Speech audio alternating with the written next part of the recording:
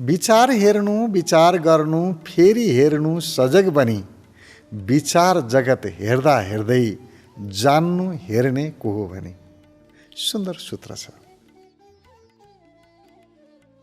विचारलाई जबसम्म हामी व्यवस्थित गर्न सक्दैनौँ तबसम्म ध्यान कठिन हुन्छ। ध्यान विचारको लयबद्धता हो अथवा ध्यान विचारको कमी हो। विचार निस्तेज हुँदै जानु, ध्यान लाग्दै जानु, विचार अनियन्त्रित हुँदै जानु, ध्यानबाट बाहिर हुँदै जानु। त्यसकारण ध्यान लागोस्, विचारमा नियन्त्रण आवश्यक छ। त्यसको लागि आजको सूत्रले भन्छ, विचार हेर्नु सबैभन्दा पहिला चुपचाप बस्ने शान्तसँग। पहिला योग प्राणायाम के गर्ने विधिहरू गरे हुन्छ। त्यसपछि ध्यानमा जाँदा चुपचाप लागेर बस्ने, मेरुदण्ड सिधा गर्ने, घाँटी सिधा गर्ने, अनि चुपचाप बस्ने, आफ्नो याद गर्ने, अनि आफ्नो मनमा कति विचार आउँदा रहेछन् एकपटक निरीक्षण गर्ने।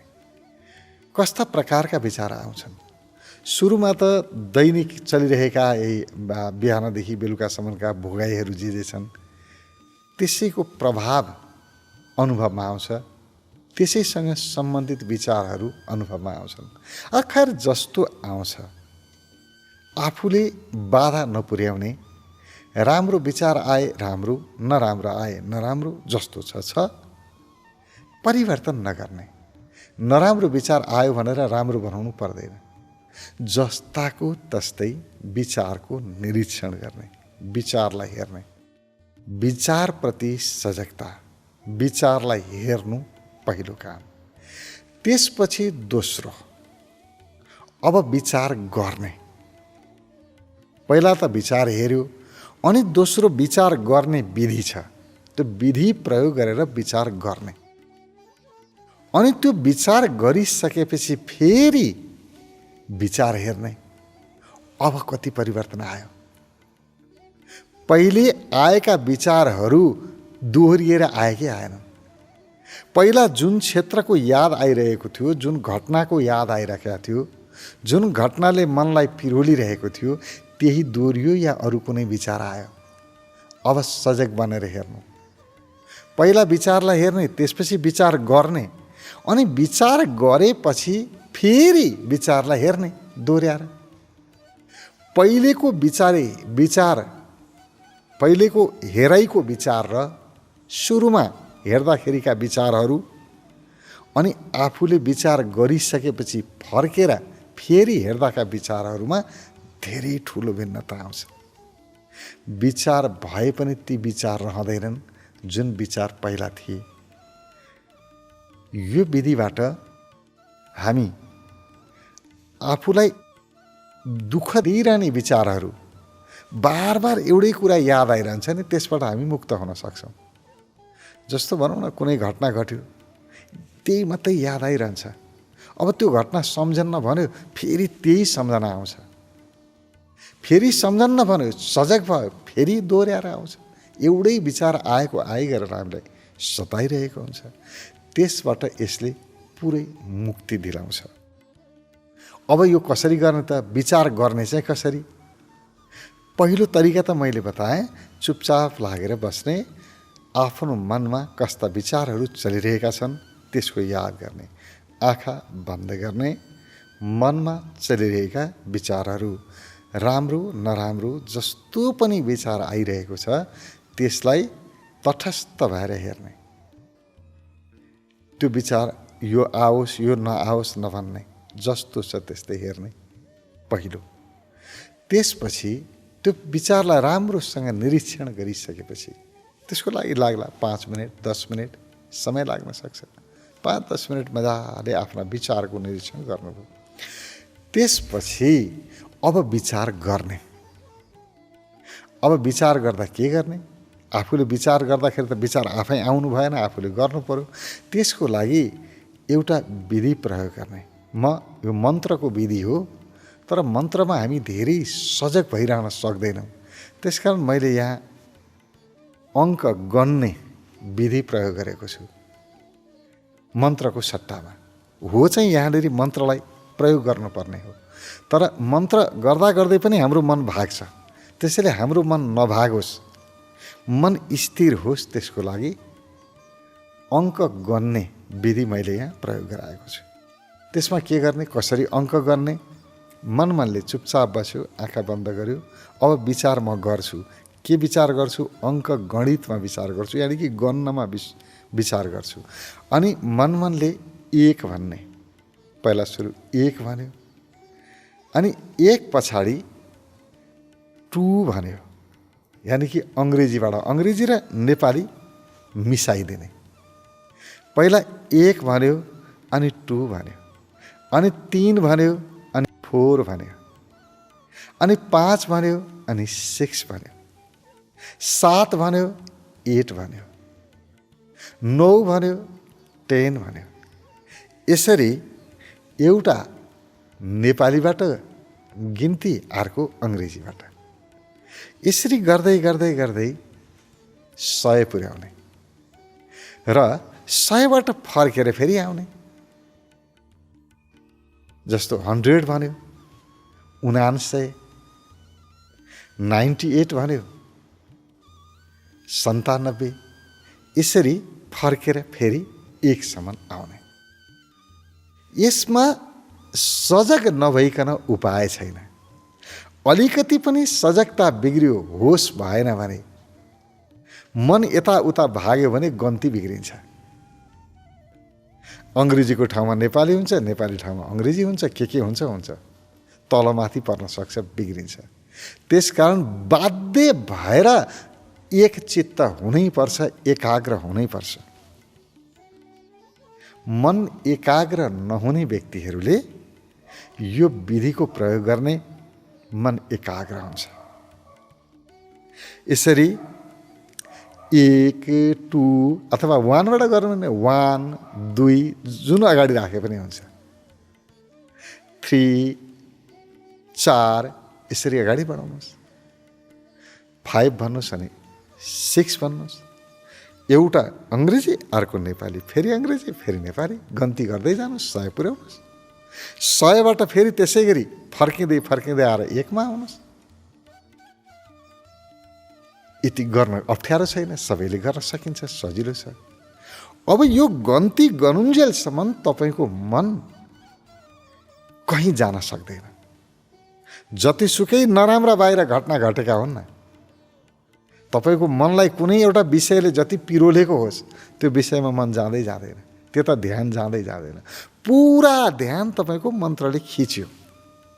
अब यसैको सट्टामा कुनै मन्त्रका श्लोकहरू, भगवानको नामहरू जप्नु भन्यो भने चाहिँ तपाईँलाई सजिलो हुन्छ। यहाँ राम राम पनि भनेको छ, भन्दा भन्दै मन कहाँ भाग्यो भाग्यो, फेरि मनलाई बाँध्न सक्दैन। तर यो अङ्कको विधिले मनलाई बाँध्छ, मन बाहिर जानै सक्दैन। रत्ती पनि मन दायाँ बायाँ गर्न सक्दैन, टक्कै मन रोकियो, एक ठाउँमा बस्यो। तपाईँ जति चाहनुहुन्छ आफ्नो मनलाई किला गाडेर बाँध्न सक्नुहुन्छ। यो किला गाडेको जस्तै हो। जसरी किलोमा हामी एउटा पशुलाई, गाई वस्तुलाई बाँध्छौँ, बाँधेपछि कहीँ पनि जाँदैन, त्यहीँ बस्छ। त्यस्तै हो यो, हाम्रो मनलाई पनि किला गाडेर बाँध्यो, कहीँ रत्ती पनि डेक चल्न सक्दैन। प्रयोग गरेर हेर्नुहोस्, एकाग्र भयो, एक चित्त त भयो मन।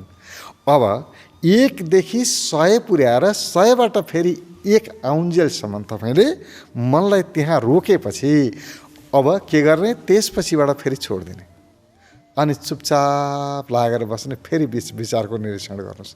अब कस्ता विचार आए हेर्नुहोस्, आश्चर्य लाग्छ, अचम्म लाग्छ। पहिलेका विचारहरूको नामो निशान हुँदैन। फेरि तपाईँ यहाँनिर गडबड के छ भने, फेरि पहिलाको विचारको नामो निशान हुँदैन मैले भने, अनि तपाईँले सम्झन थाल्नुभयो, ए पहिलेको विचार आयो क्या न मलाई, भनेर सम्झन थाल्नु भने त फेरि आउँछ नि, त्यत्र याद नगर्नु। किनभने जे याद गर्यो त्यो त आइहाल्छ, आफै याद चाहिँ आउँदैन। तपाईँले गर्नुभयो भने याद आउँछ, होइन भने पहिला त आफै याद आउँथ्यो नि। जुन विचार गर्दिनँ भन्यो त्यही याद आउँथ्यो, जे कुरा सम्झन्न भन्यो त्यही सम्झना आउँथ्यो। अब त्यस्तो हुँदैन।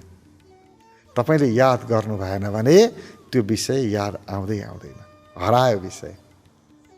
अनि बिस्तारै मनमा विचारहरू आए भने पुराना स्मृतिहरूमा रहेका केही कुराहरू आउन पनि सक्छन् विचार, र नआउन पनि सक्छन्। मन शान्त हुन सक्छ, किनभने मन थाक्छ कि 1 देखि 100 पुर्याएर 100 देखि 1 आउन्जेलसम्म मन यस्तो थाक्छ कि मन चुपचाप लाग्छ, मन शान्त हुन्छ। अनि गर्नु न ध्यान गर्ने तरिकै यही हो। कति राम्रो। तर त्यसको लागि के गर्नु पर्यो? पहिला विचार गर्नुहोस्, आफ्नो विचारलाई हेर्नु। पहिला गर्नु होइन, सबभन्दा पहिला विचारलाई हेर्नु। आफ्नो विचार कस्तो छ हेर्नुहोस् 5-10 मिनट। त्यसपछिबाट यो विचार गर्नलाई कति समय लाग्यो? विचार गर्नु सब 1 देखि 100 सम्म गर्ने, 1 2 3 4 5 6 यसरी जाने 100 पुग्ने। अनि 100बाट फर्केर फेरि 1 आयो। त्यो विचार गर्नु हो। त्यो गरिसकेपछि अनि फेरि चुपचाप शान्त भएर बस्ने, फेरि विचारलाई हेर्ने। खाली हुन्छ मन, मनमा केही छैन जस्तो हुन्छ। थाक्यो मन, अब विचार थाके। यसपछिबाट त्यो विचार जगतलाई जस्तो पनि छ, विचार छैन तर त्यो क्षेत्र त छ, विचार आउने क्षेत्र त छ, त्यसैको याद गर्ने। विचार आए विचारलाई हेर्ने, नआए निर्विचार अवस्था, त्यो शान्त अवस्थालाई हेर्ने। विचार जगतलाई हेरि नै रहने। अब त्यो विचार जगतलाई हेर्दा हेर्दै जब शान्त भयो विचार क्षेत्र, त्यसपछिबाट के गर्ने? जान्नु हेर्ने को हो भने विचार जगत हेर्दा हेर्दै जान्नु हेर्ने को हो भने त्यो बेलामा चाहिँ के गर्ने भने जब शान्त हुन्छ मन, निर्विचार अवस्थामा हुन्छ, विचार छैन जस्तो खाली हुन्छ। अब विचार हेर्नु परेन नि, विचार छैनन् त्यो बेलामा। अनि यो विचार कसले गरिरहेको छ त? विचारलाई हेर्नेवाला चाहिँ को हो त? हेर्नेवाला को हो? मैले हेरेको होइन। म कहाँ छु त? म हेर्नेवाला कहाँ छु? आफ्नो हुनुमा आउने, आफ्नो बोधमा आउने म छु। अब पुरै केन्द्रित हुने, यो क्षणमा आउने, आफू भएको अनुभव गर्ने। अब जसले विचारलाई हेरिरहेको थियो त्यो हेर्नेवाला को हो? त्यसको याद। जसले हेरिरहेको थियो विचारलाई त्यो हेर्नेवालाको याद। पुरै उल्ट्याउने अब आफूलाई, विचारबाट आफूतिर केन्द्रित गर्ने, फर्काउने। मनबाट आफ्नो चेतनालाई आत्मातिर फर्काउने। अति अति महत्त्वपूर्ण विधि। हेर्दा सजिलो छ, सुन्दा पनि सजिलो लाग्छ, गर्दाखेरि अलि कठिन लाग्छ। तर प्रयास गर्नुभयो भने फेरि साँच्चै नै सजिलो पनि छ। योभन्दा सरल विधि बनाउन सकिएन। आफूमा केन्द्रित हुनको लागि, ध्यानको मूल केन्द्रमा प्रवेश गर्नको लागि, ध्यान हामी ध्यान भन्छौँ नि, ध्यानको केन्द्र भनेको मतलब ध्यान गर्नु भन्छौँ। त्यहाँ गर्नु भनेको त ध्यान कहीँ लगाउनु हो। ध्यान लगाउनु होइन कि ध्यानको मूल के, जहाँबाट ध्यान उत्पन्न हुन्छ, त्यो ध्यानको मूलमा प्रवेश गर्नको लागि योभन्दा सरलतम विधि कहाँ खोजौँ? सबैभन्दा सुन्दर सजिलो होइन भने हाम्रो मन यति छरिएको हुन्छ नि, यति भागाभाग छ। ध्यान गर्न बस्यो, ध्यान लाग्यो पो भने लाग्दैन। मनमा चाहिने नचाहिने विचार आउँछन्। अनि कसरी ध्यान गर्नु नि? यो विधि गर्यो भने अनि बल्ल विचारबाट पार पाउन सकिन्छ। सुन्दरतम विधि। विचार हेर्नु पहिला, विचार गर्नु दोस्रो, फेरि हेर्नु सजग बनी, सजगतापूर्वक फेरि विचार हेर्ने। विचार जगत हेर्दा हेर्दै जान्नु हेर्ने को हो भने को चाहिँ हो त? विचार हेर्ने, त्यसलाई जान्नु, विचारलाई हेर्नेवालालाई जान्नु, यो चाहिँ असली ध्यान हो। र यो विधि गर्यो भने जुन जुन व्यक्तिलाई मनको समस्या छ, नकारात्मक विचारहरू आउँछन्, राति निन्द्रा लाग्दैन, त्यस्ता व्यक्तिहरूको लागि त यो औषधि हो। यो विधि आफैमा औषधि हो। मानसिक समस्याबाट व्यक्तिलाई मुक्त गरिदिन्छ। ठिक ढङ्गले विधि गर। यसले मानिसको चेतनालाई जगाइदिन्छ, जागृत बनाउँछ। मन विचार निस्तेज हुन्छ, चैतन्यता वृद्धि हुँदै जान्छ, चेतनालाई बढाउँछ। अति सुन्दर विधि र प्रयोग गर्न असाध्यै सजिलो। कुनै गाह्रो त्यस्तो कठिन छैन।